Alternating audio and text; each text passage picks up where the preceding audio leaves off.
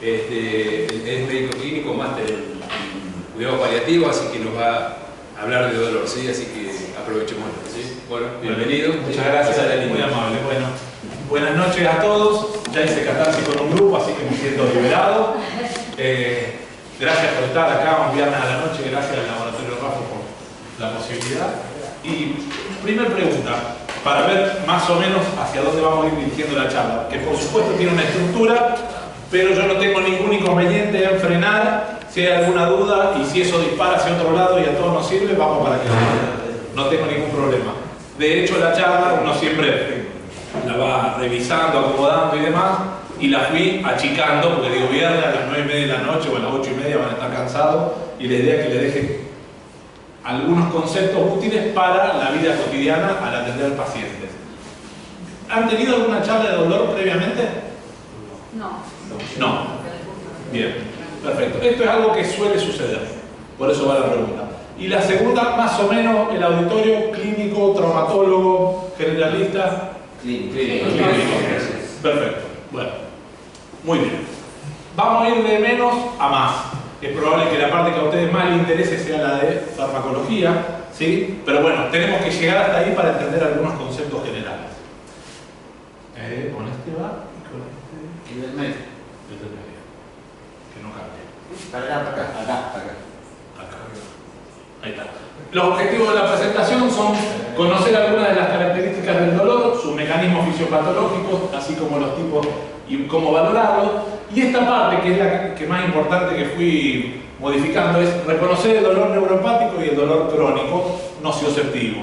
Yo lo que hice fue, nos vamos a enfocar un poco más en el dolor crónico nocioceptivo, porque si no, si abarcamos mucho no nos va a quedar nada. Y el dolor neuropático es una entidad bastante específica, muy rebuscada, pero que al final, si quieren, les dejo una diapositiva que a ustedes les va a servir mucho para que les saquen una foto, ¿tá? Que sirve para la práctica diaria. Yo en la presentación no tengo problema en dejársela, que la tengan y demás. ¿Cuál es la principal causa de consulta médica en el mundo? Dolor.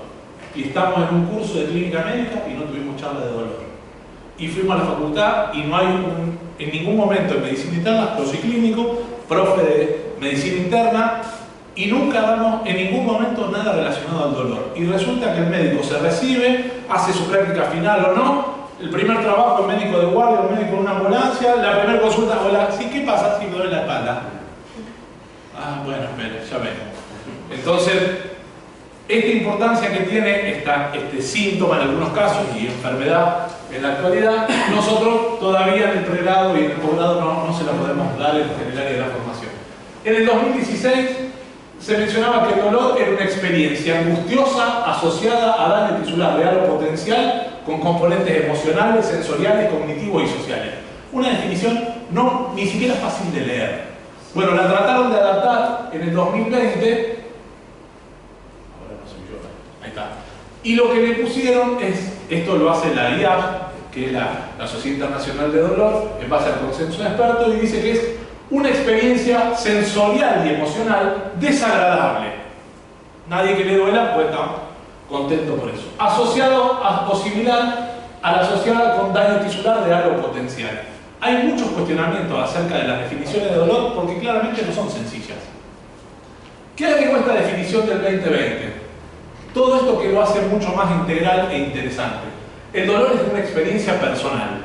Y ahí es donde nosotros como médico clínico tenemos que valorar lo que el paciente está diciendo.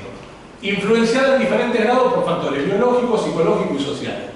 Las personas aprenden el concepto del dolor a través de la experiencia de vida. Hay gente que su papá le dolió el pecho, quedó y se murió de un infarto, entonces tener dolor lo puede asustar. O hay gente que al dolor lo menosprecia y no llega hasta que tiene un pie colgando. Si una persona manifiesta una experiencia dolorosa, esta debe ser respetada y tratada. Cosa que a los clínicos, que estamos cansados, que recibimos un montón de consultas, que la gente consulta por un montón de cosas medio que poco significantes, nos cuesta a veces darle valor, pero el consejo es ese. Y aunque el dolor usualmente cumple una función adaptativa, puede tener efectos adversos sobre la funcionalidad y el bienestar social y psicológico. Yo siempre digo lo mismo, nadie que tiene dolor crónico viene al consultorio contento. Mucho menos anda contento por la vida. Una de las maneras para expresar el dolor es por la descripción verbal, pero la incapacidad de hacerlo no significa que una persona no tenga dolor. Un niño que no sabe hablar, una persona que está en terapia intubada, pueden tener dolor y no poder manifestarlo, pero así todo hay que tratar de detectarlo. Ahí está. Agrega esta diferencia entre dolor agudo y crónico, que es muy interesante, donde el dolor agudo es un síntoma y el dolor crónico es una enfermedad, incluida dentro del 6-10. La intensidad del dolor agudo es proporcional, a mayor dolor, mayor gravedad de la situación, y en el crónico no es proporcional. Inclusive la causa que lo producía puede haber desaparecido y el paciente refería un dolor muy fuerte. La evolución en el agudo es transitoria, en el crónico es permanente o recurrente. En el agudo tiene una función biológica, el apendicitis si no me genera dolor abdominal, me muero de una peritonitis, y en el crónico no tiene una función biológica. En el agudo genera ansiedad, porque no sé qué me pasa, que me duele la panza. Ahora en el crónico genera depresión, porque otra vez me duele el abdomen. La respuesta al tratamiento en el agudo es buena, y en el crónico suele ser regular, si no podemos atenderlo adecuadamente. Entonces, en la nueva clasificación trataron de diferenciar un poco, que nos viene bien, sobre todo a los médicos, para tratar de ponerlos en el contexto. No cambia mucho desde lo terapéutico, pero sí a lo mejor desde la causalidad. Dolor crónico primario, dolor crónico por cáncer, dolor post-trauma postquirúrgico, dolor crónico neuropático, orofacial y cefalea, dolor visceral crónico y dolor musculoesquelético o miofacial. Este es el cuadrito que nos resume. Y ahora, ¿por qué es importante hablar de dolor? Dijimos que es la principal causa de consulta médica. No tenemos datos en Argentina, pero compartamos algunos de Estados Unidos. Más de 100 millones de estadounidenses sufren de dolor crónico. El 20% de las consultas médicas. 12% de las recetas que hacemos. Los otros días le di una charla a un grupo de farmacéuticos de Rosario, que eran un montón. Estaban todos muy interesados, y yo creo que me fui con el concepto de que son por lo menos el 40% de las recetas médicas, de la cantidad de preguntas que me hicieron. Ni hablar que ellos no blanquearon la venta. El dolor es la causa más común de discapacidad a largo plazo. No tratado cuesta 100.000 millones de dólares anuales. Bueno, ese dato nosotros no sabemos. El uso y el abuso de opioides para el tratamiento del dolor crónico es una de las principales preocupaciones. Situación que a nosotros no nos sucede. En Argentina, o en la mayoría de las partes de Latinoamérica, el abuso o el uso inadecuado de opioides no es un problema. Por ende nosotros necesitamos formarnos y no tener tanto problema con eso, sí prestarle atención, pero no es un problema hoy real. Sí puede ser potencial si no utilizamos los recursos adecuadamente. El dolor controlado disminuye el tiempo de internación y el 50% de los pacientes en terapia tienen dolor. En terapia lo que pasa es que está más estandarizado. Bueno, va con fentanilo. Y por ahí nadie sabe ni cómo actúa, ni qué hace, ni cómo se da, pero va con fentanilo. El dolor se considera actualmente como el quinto signo vital. El enfermero debería tomar los signos vitales en la sala de internación, preguntar si fue de cuerpo, si comió, si orinó y si tiene dolor. Dejar clasificado, y nosotros como médicos, de la misma manera que fuimos y miramos a ver si tuvo fiebre, la curva térmica, o le preguntamos cuándo tuvo fiebre la última vez, habría que preguntarle si tuvo dolor. En general nos pasa que, bueno, tuvo dolor, bueno, y seguimos y vemos qué podemos hacer.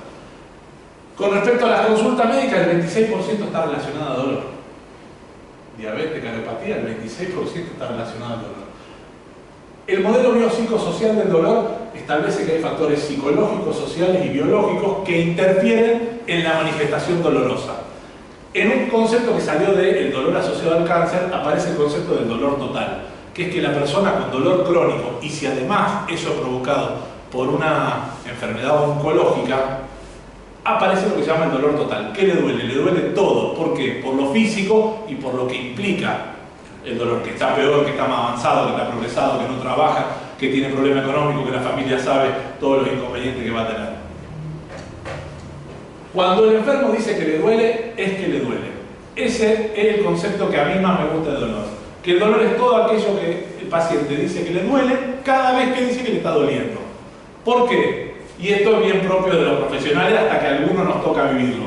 El dolor propio siempre es insufrible. Si alguno de nosotros tiene una lumbociatalgia, ahí nos agarramos de los pelos. Ahora, si lo tiene otro, bueno, no es exagerado, ya te va a pasar, calor, magneto, qué sé yo qué, bueno, y vemos.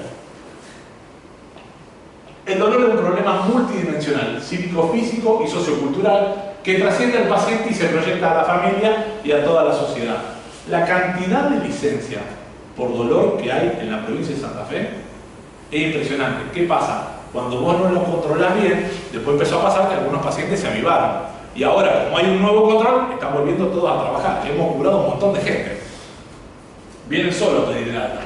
Esto es una encuesta en España. Para la nota ladrarlo, llamaron 2.000 personas por teléfono. Sin preguntar, hola, sí, ¿qué tal? Dígame, ¿a usted le duele? El 19% tenía dolor. Y el 17% tenía dolor crónico. De 2.000 personas agarradas al azar. Es un numerito. La mayor prevalencia eran mujeres. Bueno, el resto de los datos no los quiero cansar. El internado en España es el 61%. En Argentina el dato es viejo, del hospital italiano, pero verán que la prevalencia de dolor es alta de acuerdo a las distintas áreas. Lamentablemente no hay un estudio. Yo lo hice en la institución privada donde trabajo para tratar de implementar un protocolo de analgesia y el número daba parecido a este en el área quirúrgica, ¿sí?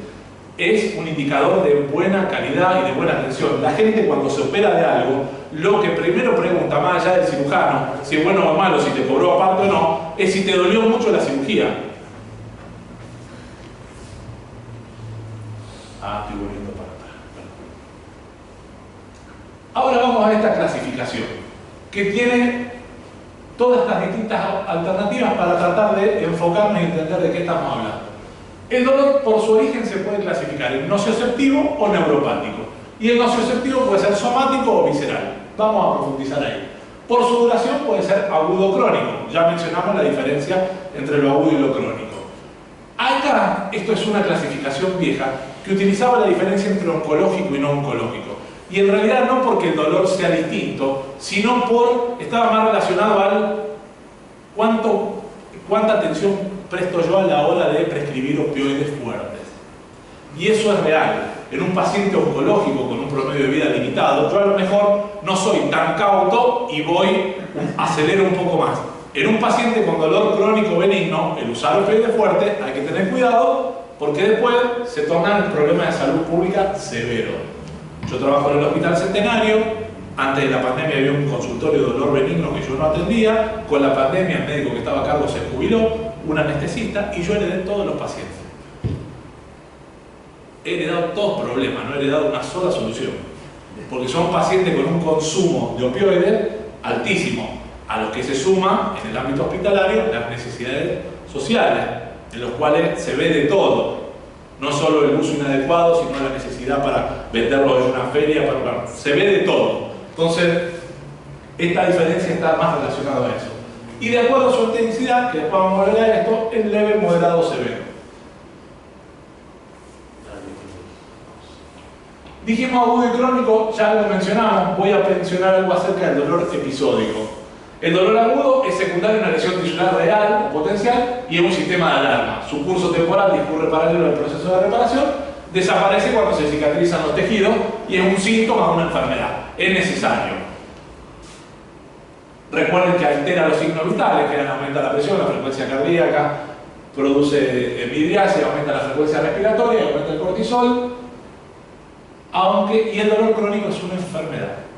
Acá también pueden encontrar diferencia en la bibliografía. La OMS establece dolor crónico cuando el paciente manifiesta dolor más allá de 6 meses, pero lo pueden encontrar en muchos lugares más de 8 a 12 semanas. Porque se entiende que en 8 o 12 semanas, si el dolor era agudo, debería haberse resuelto. Si transcurre más de ese tiempo, se transformó en un dolor crónico. La persistencia temporal más allá de la reparación tisular es una característica del dolor crónico. Ser secundario a cambios fisiopatológicos, que ahora lo vamos a ver en una imagen, que se producen en el sistema nocioceptivo y constituye una enfermedad en sí mismo. Por eso ahora tiene un código en el 610. El dolor episódico o el dolor disruptivo es una entidad muy importante que se ve en los pacientes con dolor crónico que nosotros tenemos que poder identificar porque se trata diferente. ¿Qué quiere decir el dolor disruptivo? Por ejemplo, yo tengo un paciente que estuvo por X motivo, una ACV, que estuvo en terapia un largo tiempo, que bajó de peso, que está polineuropático y que ahora está en la cama, está postrado y tiene lumbalgia, tiene polineuropatía, ¿sí? Pero tiene una escara. Y cada vez que le curo la escara y le saco la venda, empieza a los gritos y tiene un dolor muy intenso, muy corto y que se le repite en el día. Eso es un dolor irruptivo de tipo predecible, es decir, yo le saco la gasa, sé que le duele, le va a doler. Después puede ser que sea no predictivo, que el paciente a lo mejor cuando quiera, cuando intente ir de cuerpo, tiene un dolor repentino. ¿Por qué es importante identificarlo? Porque eso se trata individualmente. Por más de que tenga un dolor crónico de base, yo le doy un tratamiento basal, pero después le tengo que dejar algo de rescate para ese dolor puntual. Y no subirle la medicación de base. Porque si yo le subo la medicación de base y ese dolor, y ese dolor lo tiene de manera intermitente, yo cuando le subo acá lo único que le agrego es toxicidad. ¿Sí? Le tengo que dejar una medicación basal para el dolor crónico y una medicación puntual para el dolor irruptivo. La diferencia fisiológica entre el dolor crónico de la derecha y el dolor agudo del lado izquierdo, ya simplemente a simple vista, sin entrar en detalle, se ve que es bien distinto la cuestión.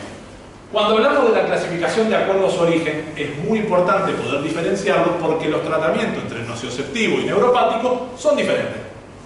Las causas son diferentes, los tratamientos son diferentes. El dolor nocioceptivo puede ser somático o visceral y es consecuencia de la activación de un nocioceptor, que cuando es un dolor somático es un dolor bien puntual, bien localizado, bien profundo, y en general es producto de estimulación del nocioceptor en el hueso, en el músculo, en la articulación, en el ligamento, en los tendones, en el tronco o de las extremidades. Bien localizado, ¿sí? Ahora, cuando el dolor es visceral, es un dolor mal localizado, ¿sí? Que se irradia de forma difusa y se produce por estímulos mecánicos, isquemia, inflamación o sustancias químicas diversas. Proviene de órganos internos como el corazón, los grandes vasos, los pulmones, la vía urinaria, el tubo digestivo o el aparato reproductor. Del dolor neuropático como definición, solo vamos a mencionar esto. Después, si quieren y hay tiempo y tienen ganas, profundizamos un poco más. Que es causado por una lesión en el sistema somatosensorial y su origen puede ser periférico o central. Es decir, ¿cuál es la causa más común de neuropatía periférica que ustedes conocen? De dolor neuropático. De la diabetes, la neuritis y diabetes. ¿Sí? Después está puerpética, asociada al HIV, asociada a droga, en pacientes oncológicos, ¿sí? A lo mejor por un traumatismo, pero los pacientes con ACV, con enfermedades mielinizantes, con enfermedades de Parkinson, con secciones medulares altas, también tienen dolor neuropático. Y se tratan como tales. Las manifestaciones suelen ser una sensación quemante, punzante, cardiosensorial y esto uno lo tiene que ir a preguntar, porque si uno lo pregunta el paciente no te lo dice. Hipoestesia, parestesia, disestesia, y estos dos signos son los más importantes. Hiperalgesia y alodinia. Hiperalgesia es cuando un estímulo levemente doloroso produce dolor. Bueno, pellizca un poquito, ¡ay!, te dice. O alodinia, cuando vos lo rozás, que no es doloroso y le duele.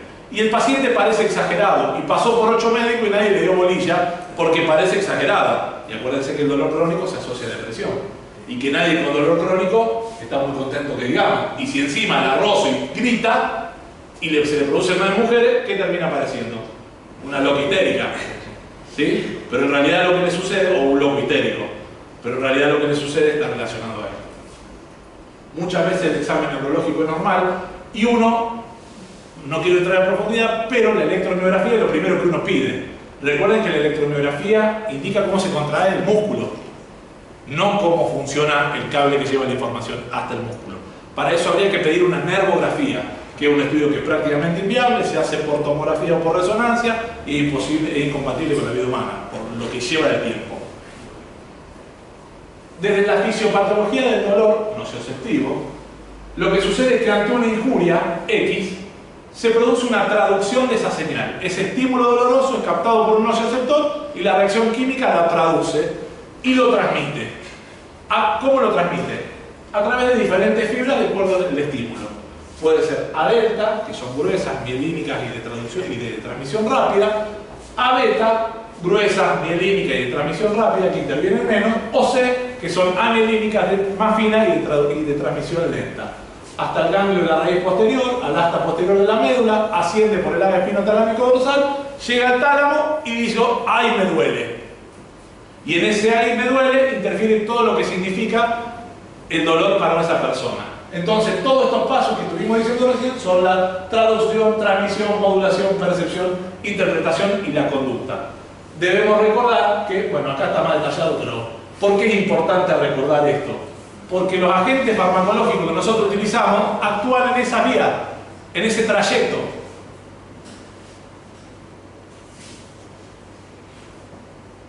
Para no volverlo loco con esto. Y recordar que hay una modulación descendente, que es, ante ese estímulo hay una reacción. Y en esa reacción intervienen la serotonina, la noradrenalina, ¿sí?, GABA, y también sobre esto actúan los diferentes fármacos. Poder modular esta vía también me colabora en la respuesta analgésica. Cuando evaluamos un dolor, acá vamos a lo clásico que todos aprendimos en la facultad, que en general el ejemplo es el dolor torácico o el dolor precordial, ¿sí? ¿Qué le duele? ¿Dónde le duele? ¿Cómo empezó? ¿Cuánto duró? ¿Qué lo alivia? ¿Qué lo empeoró? ¿De qué se acompaña? Lo que sucede es que el dolor crónico hay que tratar de ponerle una intensidad, y eso hay diferentes escalas. Hay escalas unidimensionales, más sencillas para hacer en consultorio en sala, o multidimensionales que en general se usan en el contexto de estudio e investigación. Las dos escalas más sencillas son la escala visual analógica, EVA, ¿sí?, donde uno le marca una línea del 0 al 10, y de 10 centímetros el paciente te marca dónde te duele. Y en base a eso, de 1 a 4 leve, de 4 a 7, o de 1 a 3 leve, de 4 a 7 moderado y de 7 a 10 intenso. O la escala visual numérica, donde vos le das la escala escrita y el paciente redondea el número. ¿Sí? Esas son las dos escalas más utilizadas. Y ahí, una vez que lo evaluamos, nosotros definimos: tiene un dolor agudo, tiene un dolor crónico, tiene un dolor crónico asociado a un dolor episódico o irruptivo, y tengo que evaluar los hábitos tóxicos. Si fuma, si bebe, si utiliza droga, o no tóxicos como otros medicamentos que utiliza, muy importante a la hora del análisis que yo voy a hacer. El examen físico y neurológico. Sobre todo, el examen físico es muy importante porque muchas veces te pasa, o sobre todo nos pasa a los médicos clínicos, a lo mejor lo ve como primera consulta, al que hace dolor lo ve como una segunda consulta, la mayoría de las veces. Hace una semana me pasa que me mandan a un paciente con dolor dorsolumbar por hernia de disco. El señor entra en silla de ruedas, muy dolorido, no le aliviaba con ningún calmante. Cuando lo quiero parar para revisarlo, se le aflojan las piernas. Yo no miré la resonancia. Yo no soy el más lúcido, simplemente trato de usar el método con el que aprendí, que me resulta útil. Los estudios los miro al final. Entonces, porque la gente llega y te pone los estudios arriba del escritorio, ¿no? Mire, doctor, tengo 8 hernias de disco. Bueno, espere que vamos a ver qué pasa.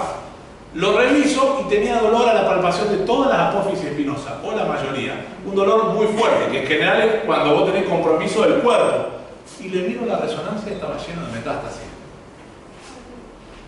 Por supuesto, el hombre que vino por una lumbalgia con una hernia de disco salió de ahí a internarse para evaluarlo por un cáncer.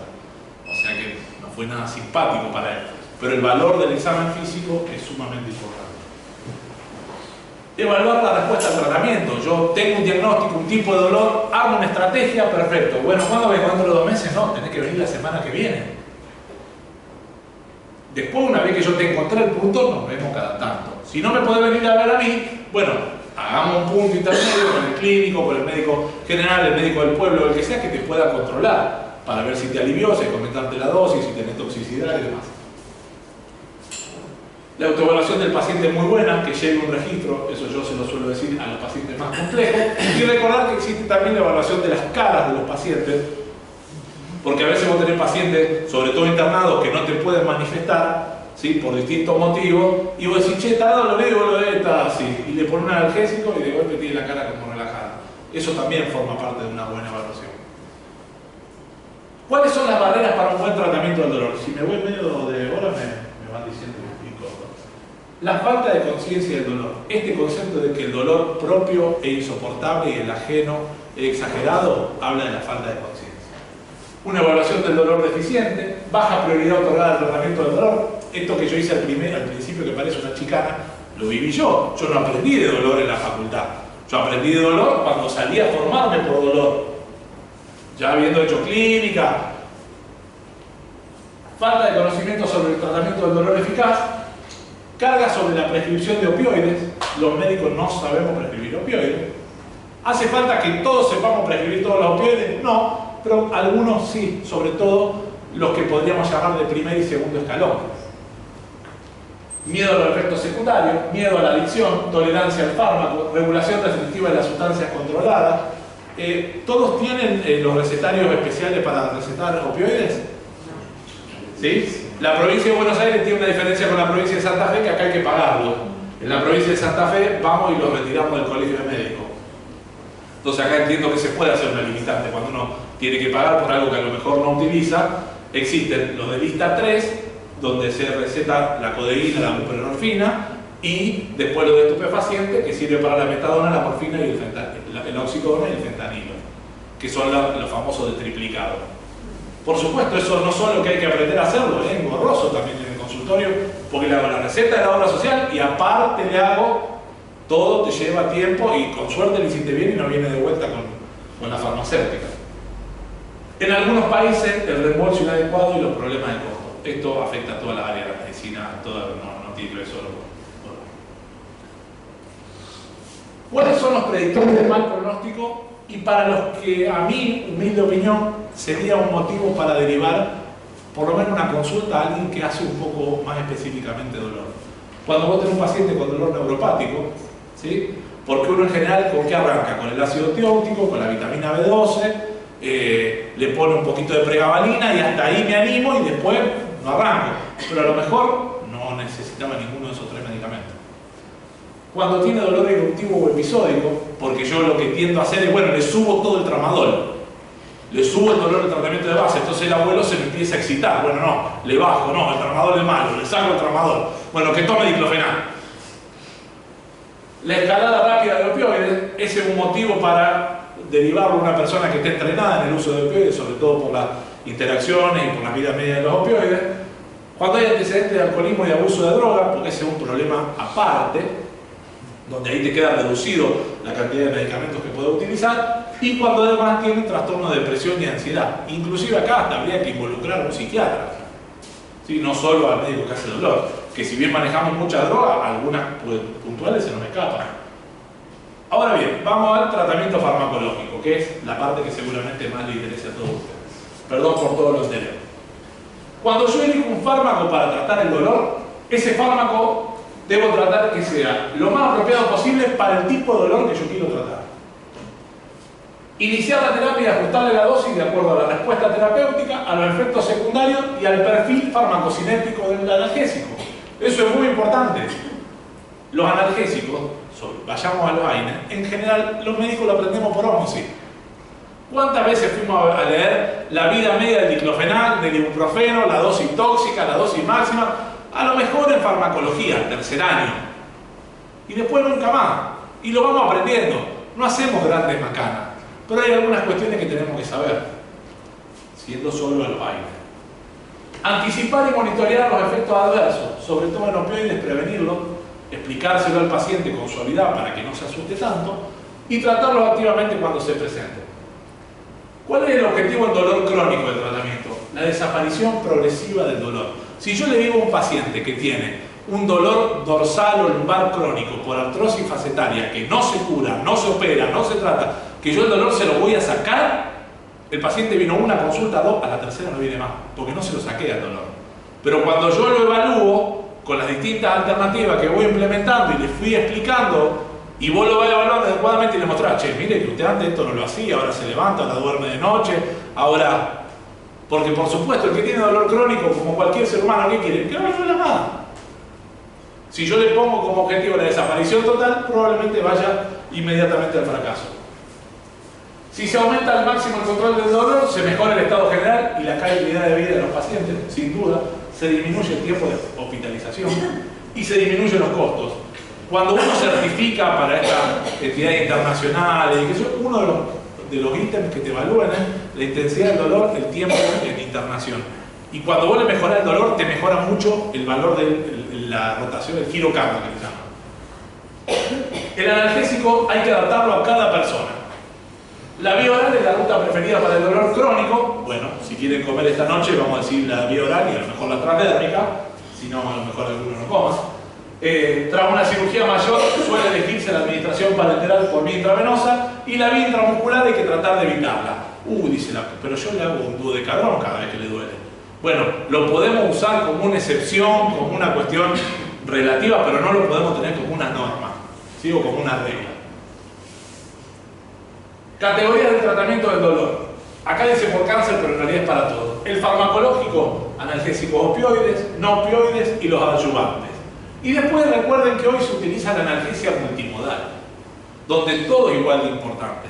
Antes se iba con una alternativa a fondo, farmacológico, opioide a fondo. Y hoy se sabe que cuando vos combinás los distintos elementos que vos tenés, el resultado es mejor, que no alcanzar dosis tan elevada de fármaco.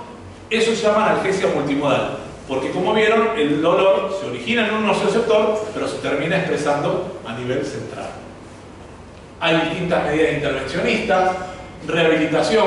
Acá en las intervencionistas, cuando dicen terapias de inyección, a lo mejor también hay un gris todavía en la medicina, que es el plasma rico en plaquetas, la proloterapia. En algunos lo usan mucho, con mucho fundamento, y yo lo respeto, no lo comparto. El plasma rico en plaquetas probablemente sea, dentro de 10 años, uno de los elementos que nosotros más utilicemos o indiquemos a los pacientes, sobre todo con artrosis de grandes articulaciones no quirúrgicas.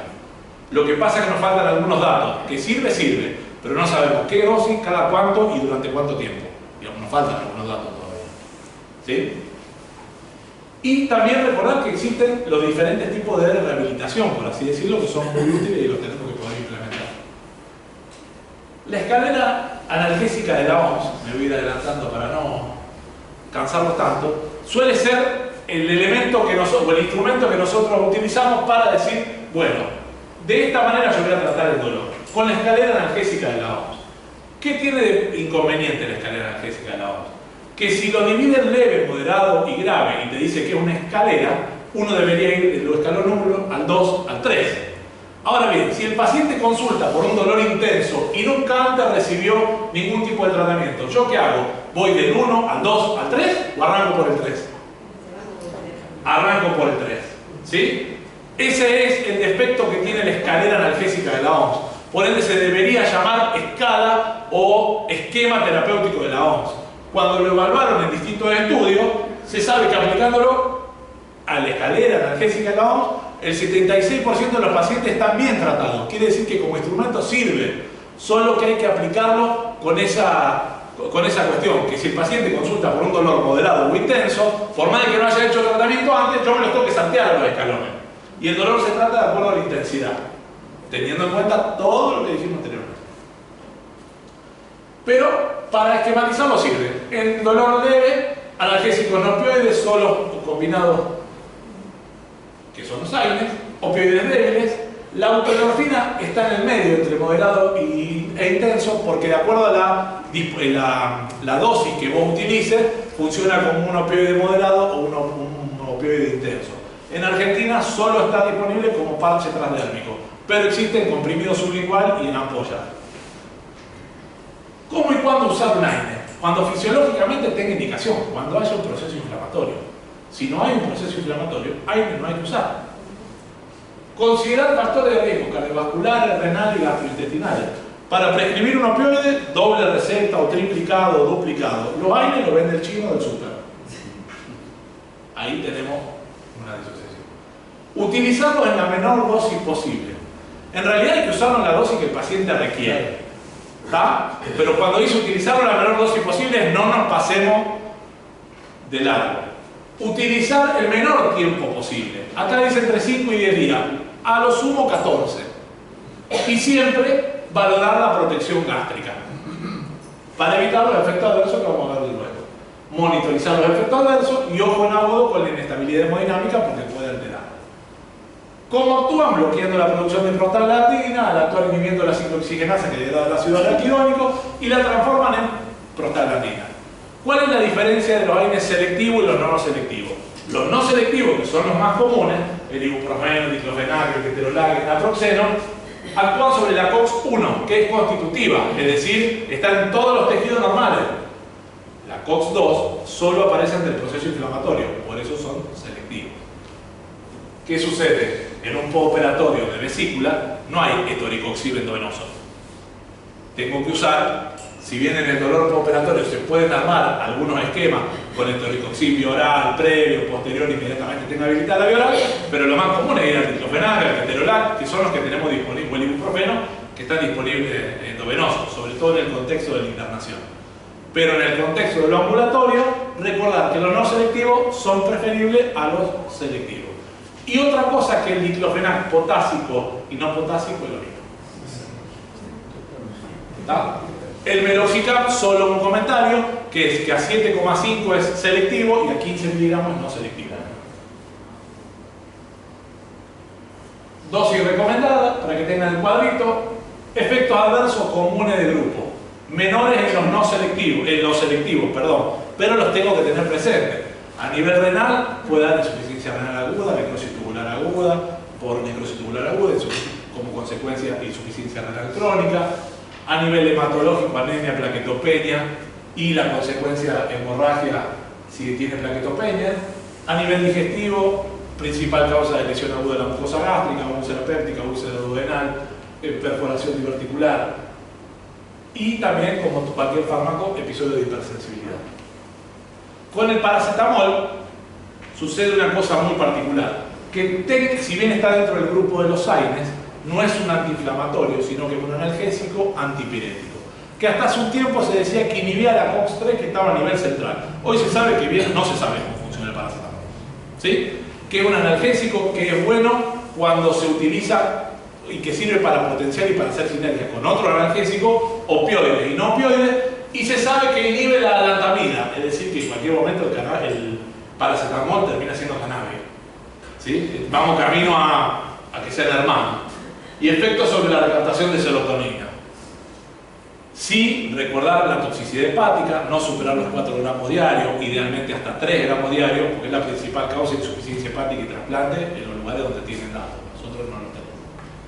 Ahora bien, hasta acá estamos más o menos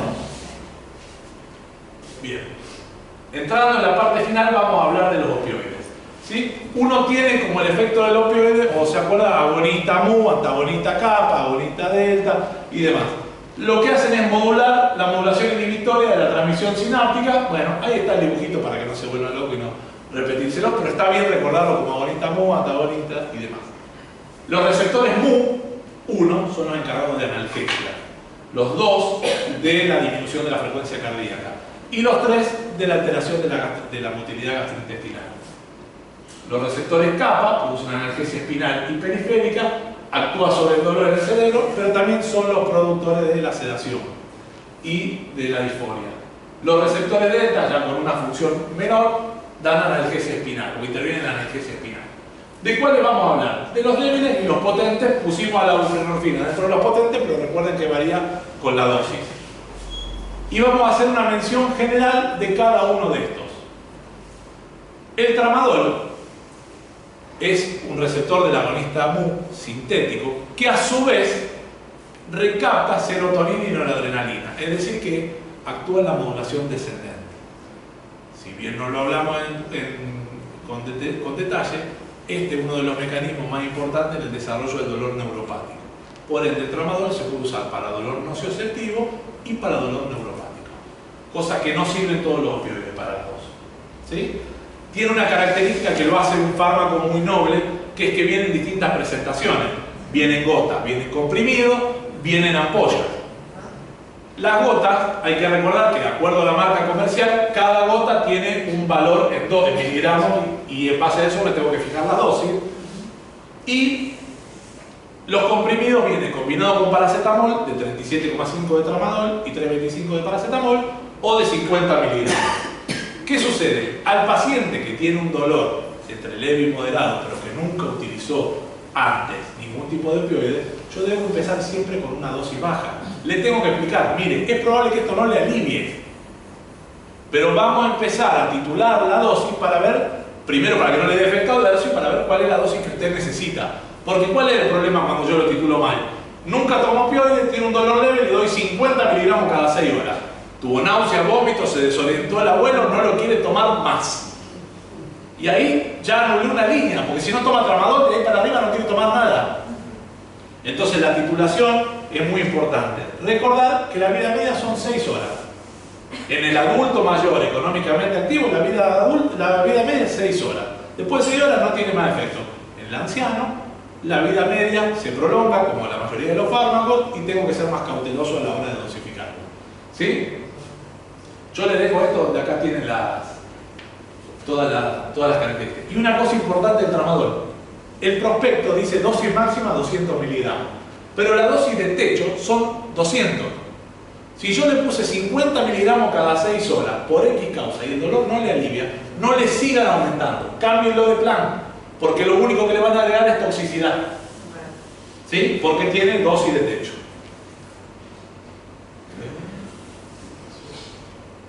Con respecto a la codeína, también es un agonista MU que uno lo asocia más a su utilización como antitusivo. Eso está bien porque a nivel metabólico tiene una cuestión la codeína, que es que hay un porcentaje alto de la población, que en algunos lugares llega al 25%, que hay una coenzima que no la tiene a nivel hepático, entonces primero no lo metaboliza y después hay otra parte de la población que tiene un sobreefecto. Entonces vos le das la codeína y empieza con vómito a pesar del Reliberan, a pesar de la dosis baja y demás. La vida media son 4 horas, el 10% se transforma en morfina y está descrito que produce más constipación que otros de los opioides débiles. Pero como antitusivo tiene buen efecto, fundamentalmente porque los opioides son antitusivos y este a dosis baja es buen antitusivo. Cuando vos aumentás la dosis para usarlo como analgésico, empiezan todos los problemas que acabo de mencionar. ¿Me saqué la oxicodona? Sí. La oxicodona es un analgésico sintético, agonista del receptor MU, potente, que la vida media dura 4 horas, que acá tenemos disponibilidad en vía oral, que su vida media es muy corta, el efecto es muy rápido, donde en la mayoría de las partes del mundo donde hay problemas con el abuso de opioides está relacionado con la oxicodona. ¿Sí? Nosotros la oxicodona de vida media corta, esto para que lo tengan presente en la prescripción. Si ustedes piden preparados magistrales, hacen oxicodona estándar de vida media corta. Pero lo comercial, la mayoría de la oxicodona es de vida media larga. Salvo la de 5 miligramos que es de vida media corta. Hay de distintos laboratorios, pero tengan precaución con eso. Y lo menciono acá porque lo vi recién, pero esto va para todos los opioides, que todos los opioides tienen una dosis equianalgésica con respecto a la morfina. Es decir, 1 de morfina equivale a tanto de tramadol, a tanto de buprenorfina, a tanto de codeína, y eso a mí me sirve para poder después cambiarlo o rotar. Yo toda esa información se la dejo porque ahora repasarla punto por punto es difícil.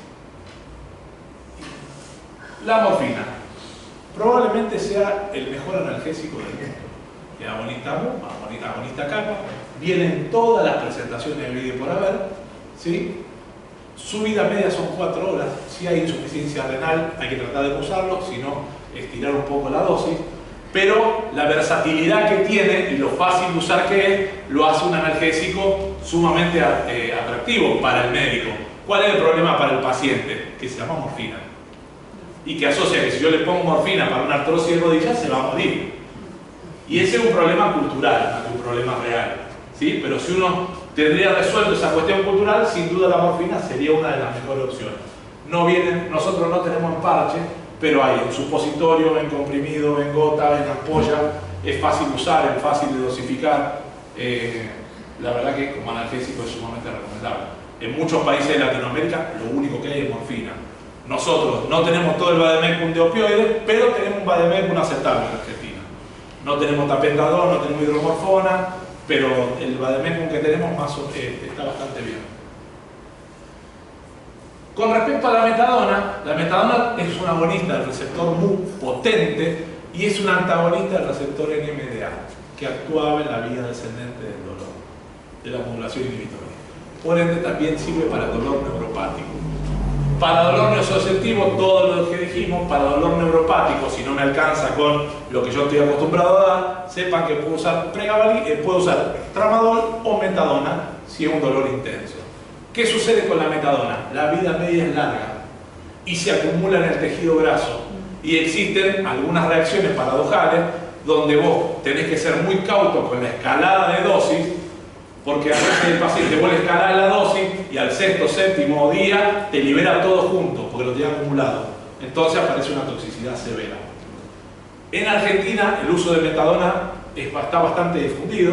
Hay un profesional muy reconocido que es el doctor Eduardo Bruera, que es rosarino y trabaja en el David Anderson, un capo de cuidado paliativo, y él es una persona que enseña mucho a utilizar la metadona. En Rosario la metadona se usa mucho, ¿sí? La verdad que como fármaco muy bueno, simplemente que hay que aprender a utilizarlo. No sirve para el dolor agudo, para el dolor episódico no sirve. ¿Por qué? Porque el inicio de acción, si viene en gota puede ser menor, pero tarda 1 hora, 1 hora y media y tiene vida media larga. Entonces para el dolor agudo no sirve, pese a lo que digan cualquiera de los otros que mencioné. Vamos a la buprenorfina, ya entrando hacia el final de la charla. La buprenorfina no es nueva, como analgésico apareció en el 96 y en el 2002 también se lo aprueba para pacientes con uso inadecuado de abuso de opioides. Para estos cuadros se usan buprenorfina o metadona, como para que tengan una idea. ¿Sí? Es un agonista parcial del receptor mu y un antagonista del receptor kappa. Y ahora va una característica muy interesante, que es que tiene alta afinidad por el receptor mu, pero baja actividad intrínseca, es decir, no lo ocupa todo. ¿Eso qué quiere decir? Que si yo tengo buprenorfina, puedo acoplarle otro opioide. ¿Sí? Sobre todo tramadol, eventualmente morfina, pero sobre todo el tramadol. No voy a dejar a un paciente de manera crónica con buprenorfina y tramadol, pero ante un dolor agudo puedo usar una dosis de tramadol, ¿sí? O de un psicodona de morfina. Es capaz de actuar a nivel de los receptores NMDA y serotonina noradrenalina, pero con baja afinidad. Se puede usar para dolor neuropático, no es de primera elección en opioides, pero puede usarse porque también actúa sobre estos receptores que se llaman ORL1, que son antihiperalgésicos. Este es el cuadrito de cómo funciona. Recordar el 96% unido a proteínas. Esto también hay que acordarse. Cuando yo tengo un paciente caquético o con hipoalbuminemia, el fármaco anda dando vuelta gran parte suelto. Se metaboliza en el hígado y acá hay otra característica que no lo dije de la metadona, pero la comparte, que es que se elimina por el tubo digestivo. Buprenorfina y metadona se pueden usar en insuficiencia renal con absoluta tranquilidad. Morfina o psicodona no. Tramadol un poquito.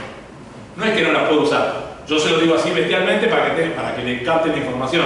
Tengo que tener cuidado, pero lo más seguro, buprenorfina o metadona, porque se eliminan por vía digestiva. Altamente liposoluble, esto fui para atrás, no induce la internalización de los receptores, hay menos tolerancia, pasa placenta, no se puede, y a la leche materna no se puede usar en el embarazo, menos constipación, náusea y efecto, afecta menos el esfínter de Oddi por su mecanismo de acción que anteriormente mencionamos.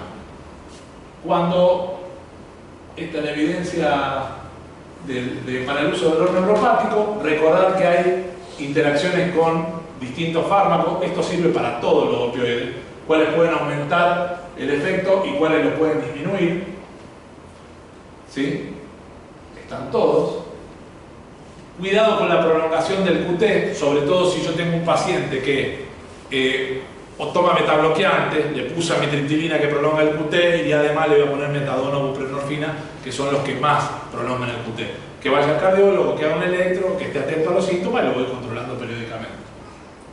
Produce depresión respiratoria severa, sobre todo, bueno, lo vamos a ver ahora con los efectos potenciales generales.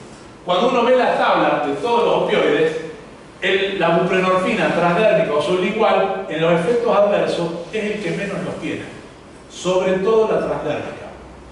¿Lo hace que sea el opioide de elección, de todo? No, es una herramienta más muy útil que yo tengo, que tiene pro y que tiene contra, pero que lo tengo que saber. Tabla comparativa de parches disponibles de 5, de 10, de 20, de 30 y de 40. Ahí tienen las dosis equivalentes, a qué equivalen y demás. Tabla equivalente con morfina. Sobre todo le remarqué cuánto de buprenorfina equivale al tramadol. Más o menos entre 15 y 20 de buprenorfina son 200 miligramos de tramadol, para que tengan la noción. Uso clínico de buprenorfina. La piel es un mecanismo por el cual sirve para absorber medicamentos por diferentes vías. El medicamento ideal para la administración transdérmica tiene que tener bajo peso molecular y ser altamente lipofílico. Son dos características de la buprenorfina.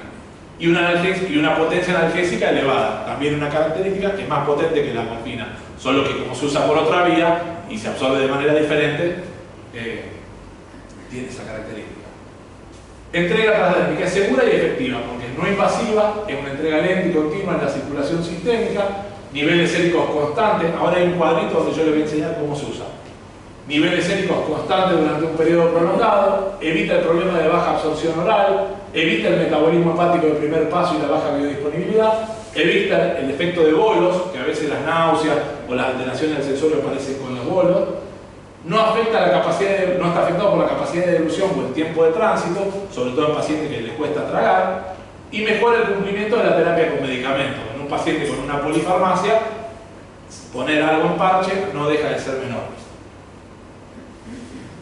Las desventajas: periodo de latencia prolongado para la estabilización y eliminación del fármaco, ahora en el cuadrito se lo explico. Inadecuado para el dolor agudo o inestable, porque el parche no empieza a actuar inmediatamente. Puede provocar efectos secundarios prolongados, porque una vez retirado el parche el efecto dura entre 48 y 72 horas.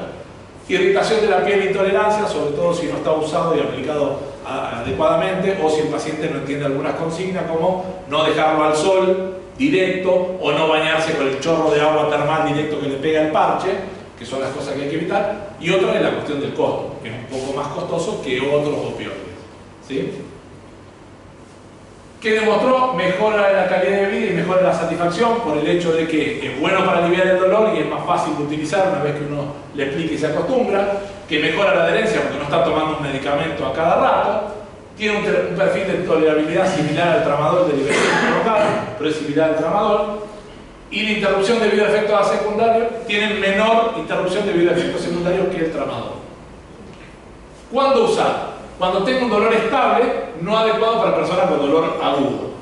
Cuando tengo efecto adverso intolerante o indeseable con los opioides orales, hay gente que por distintas mutaciones genéticas no tolera el tramadol o no tolera la codeína bioral, y el parche de buprenorfina no le produce ni náusea ni vómito. Cumplimiento deficiente de los opioides orales, no puede cumplir con la dosis estipulada, no puede tragar, alto riesgo de abuso de opioides, por su mecanismo de acción, dijimos metadona y buprenorfina se pueden usar en estos casos, pacientes adultos mayores con polifarmacia o preferencia del paciente. Buprenorfina, parche transdérmico de liberación sostenida, 7 días de duración, 5, 10 y 20 miligramos de bupriva. Esta es la característica del parche, tiene distintas capas y demás, son muy buenos. Una vez viene una cajita con un sobre, se abre el sobre, tiene el parchecito, el parche tiene un adhesivo, se le explica al paciente en qué zona aplicárselo, se saca el adhesivo, se pega y queda. Los sitios de aplicación acá están bien marcados, algunas alternativas se pueden poner en el abdomen si no tiene mucho vello, en el muslo. Lo que sí, primero que no tenga mucho vello, lo ideal es no estar rasurando o lesionando la piel previamente y nunca sobre una prominencia ósea. Que el paciente no se lo ponga arriba de la clavícula, en la punta de la escápula, eso es algo importante tener en cuenta.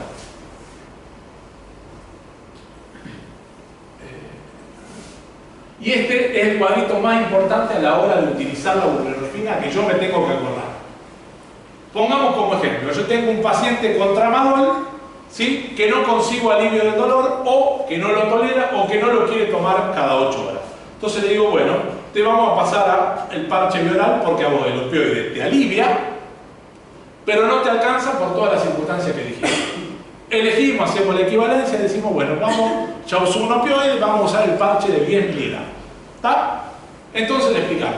Va a pasar lo siguiente, hoy es viernes a la noche, usted va a conseguir el parche, va a abrir la cajita, va a sacar el sobrecito, agarra el parche, le saca el adhesivo, se lo pega la primera vez debajo de la clavícula. Lo deja bien pegadito. Doctor, ¿le pongo cinta? No le pone nada. ¿Me puedo bañar? Se puede bañar. Pero usted se lo pone el viernes a la noche. El efecto por el parche lo va a empezar a sentir recién al segundo día. Es decir, que sábado y domingo no tiene efecto del parche. ¿Puedo tomar tramadol? Puede tomar tramadol, porque no ocupa todos los receptores y puedo utilizar otro opioide. ¿Le dejo la misma dosis que usaba de tramadol? Pueden hacerlo, y si no, una dosis un 50% menor, como para más tranquilidad. Esto es una cuestión más de la práctica clínica que de la teoría, ¿no? Pero el tramadol lo puedo seguir usando. Una vez llegado el domingo, el tramadol solo lo usa para eventos de dolor episódico. Si no, no lo usa más porque tiene el efecto del parche. ¿Cuándo se lo cambia? El próximo viernes. El próximo viernes. No dejamos que caiga la concentración, vuelve y lo mantengo la vida media estable. Doctor, me alivia pero no me calma del todo. Lo cité a los 14 días. Listo, a los 14 días en vez de 10 le pongo el de 20. ¿Sí? ¿Le calma con el de 20? Parcialmente y no del todo, pero el mecanismo le sirve, tiene acceso y demás. Le puedo poner de 30, le puedo poner de 40. hasta 2 parches juntos puedo aplicar. No es recomendable que el paciente se convierta en un, ¿sí? En un parche más. Ahora bien, supongamos que yo lo quiero sacar.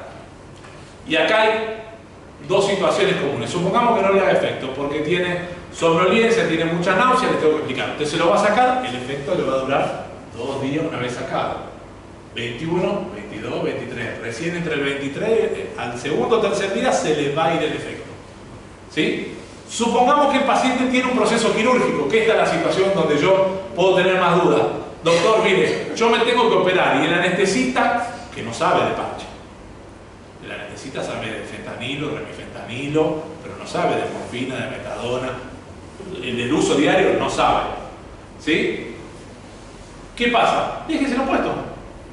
No pasa nada. Si tiene dolor, que le den analgesia con un opioide potente. Le hago una notita. ¿Sí? Si por algún motivo se lo tiene que sacar, se lo saca con 48 horas de anticipación y después usa cualquier analgésico que quiera usar.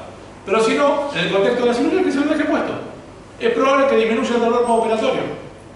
¿Sí? ¿Alguna duda con eso? No. Bueno, estamos terminando. Ya está. Más que haber renegado con esto, no pasa. Entonces, la dosis no debe incrementarse antes del tercer día. Para incrementar la dosis se puede agregar otro parche en otra zona o reemplazar ese parche por otro de mayor dosis. No se recomienda más de 2 parches, se recomienda no repetir la zona hasta 3 o 4 semanas, porque uno de los efectos adversos es la irritación de la piel, que con alguna crema con corticoides o eventualmente con lidocaína se alivia. Pero, sobre todo en la época de verano, que uno transpira, a lo mejor que cada 2 o 3 semanas no vuelva a repetir la zona. Esta es la tabla de dosis equivalente. Y esto, veo que estamos bien, pero no los quiero terminar de aburrir. Está en toda la diapositiva, pero lo vamos a hacer de manera general. Con respecto a los efectos adversos de los opioides, son de grupo. ¿Sí? Boca seca lo producen todos los opioides. No hay solución para eso. Se puede limpiar los labios con vaselina, puede comer caramelo, pero el problema está en que produce sequedad porque altera la secreción desde la boca hasta el ano. Entonces el paciente tiene que tomar agua. La solución para la boca seca, para la constipación, es que tome agua primero. Después para la constipación será algún catártico. Pero para la boca seca le va a pasar con todo, a lo mejor con alguno más con otro, dependiendo cada uno, pero hay que tomar agua. El estreñimiento es el principal efecto adverso. Tal es así que yo se lo tengo que dar de manera preventiva a el agente que yo elija. El más común es el Lactulón, pero puedo usar vaselina, puedo usar picosulfato de sodio, puedo usar cáscara sagrada, puedo usar dineclotide, lo que yo quiera, pero le tengo que avisar y le tengo que explicar. Si usted no come fruta, verdura, fibra y toma agua, cualquiera de los catárticos que yo le dé no le va a hacer efecto. ¿Está? Y el estreñimiento, si yo le alivié el dolor, pero está estreñido con el abdomen distendido, va del cuerpo una vez por semana, le arreglé una cosa y le empeoré otra. Y en la calidad de vida eso se siente. Con respecto a las náuseas y los vómitos, también son efectos muy frecuentes. Como estrategia inicial, lo ideal es prevenirlo. Si es la primera vez que va a tomar o se va a poner un parche, le doy Reliberan y le explico que en general, entre el tercer y el cuarto día, uno adquiere tolerancia. Entonces ya después se lo empiezo a espaciar al Reliberan. Supónganse que tiene un cuadro de vómito incoercible por opioides. Metoclopramida, dexametasona, haloperidol, última instancia, clopromacina o olanzapina. ¿Sí? Es algo que se ve poco, pero los vómitos, las náuseas se ven frecuentemente. Con respecto a la sedación, no es frecuente de ver en general por el opioide en sí, salvo que use un opioide en un paciente con insuficiencia renal. Metadona o buprenorfina. Ahí voy seguro. Con lo otro, cuidado. El problema es la polifarmacia. El paciente estaba dolorido, cansado y se tomó los 20 gotas de tramadol, los 2 miligramos de clonazepam, los 75 de pregabalina y el psiquiatra le había dado 75 de venlafaxina. ¿Cómo está? Tomó todo junto. Al otro día no lo podemos despertar, no reacciona. El problema es la interacción farmacológica, fundamentalmente. ¿Sí?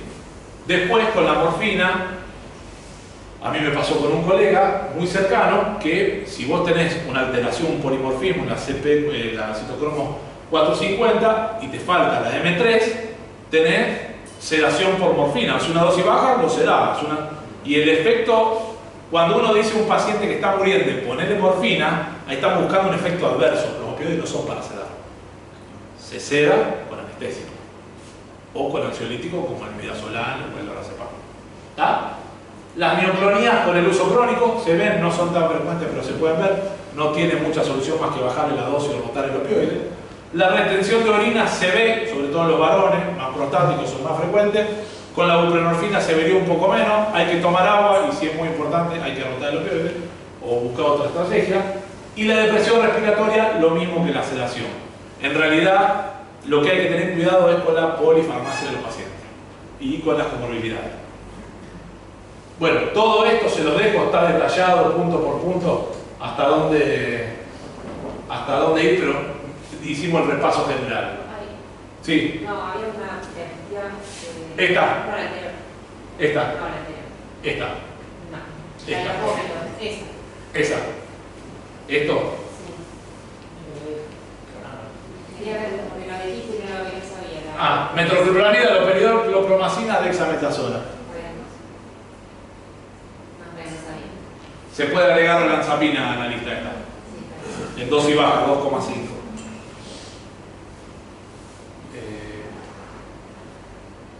No existe una dosis máximo límite para los opioides. Esto en líneas generales, recuerden esto que les dije, sobre todo de la toxicidad. Los incrementos de la dosis se equilibran controlando los efectos adversos. Utilizar dosis de rescate para el dolor intercurrente. Usar fármacos de liberación inmediata a demanda.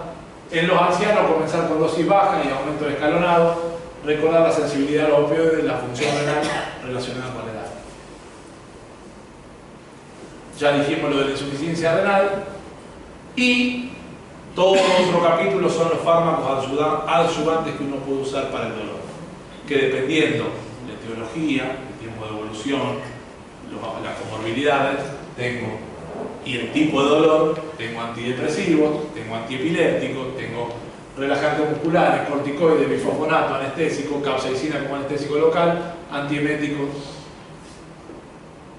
ansiolítico, corticoide y bifosfonato. Conclusión. Adecuar el tratamiento de forma individual a cada paciente. Control frecuente del estado y grado de analgesia. Sí. ¿Esos fármacos que vos dijiste antieméticos también se pueden usar en otras situaciones? Sí. Te voy a contar un ejemplo en mi casa. Estamos hablando de los vómitos en general. Esto es para los vómitos por opioides. Sí, los vómitos. Sí. Cuando vos no tenés una causa mecánica y vos tenés un paciente que vomita, mi mujer, 3 chicos, hiperemesis gravídica severa. En los 3. Síndrome de anorexia, caquexia, en los 3. 10, 12 kilos de pérdida de peso, en los 3. Yo tomé la decisión en ondansetron, ahora es categoría B, hace 10 años no era categoría B. Creo que uno de mis hijos lo hizo categoría B, Benjamín. Uno toma, se puede usar, digamos, para los vómitos, en general, la estrategia puede usar metroclopramida, lo que pasa es que es fácil de usar y baja toxicidad, salvo el extrapiramidalismo que tiene algunos pacientes, ondansetron, haloperidol, dexametasona y olanzapina. ¿Por qué no está el ondansetron con los opioides? Y con eso nos despedimos. De manera crónica. ¿Por qué no le doy ondansetron? ¿Por qué? Muy bien, exactamente. El ondansetron es muy buen antiemético, pero constipa. Y si vos arrancás el tratamiento con ondansetron y morfina, es probable que el paciente no vaya de cuerpo. Entonces, te lo dejás como última opción o solo para los momentos que hace quimioterapia y demás. ¿Se puede usar? Sí, se puede usar. Pero no, a la abuela que viene al consultorio no le doy ondansetron y tramadol. ¿Está? Se recomienda la escala analgésica de la OMS con las cuestiones que dijimos. La vía oral es de elección. La morfina sigue siendo el opioide de elección. Tratar los efectos secundarios. No existe una dosis máxima de opioide si el paciente lo tolera. Y en falla renal, metadona, tramadol o buprenorfina. Bueno, nada más. Listo.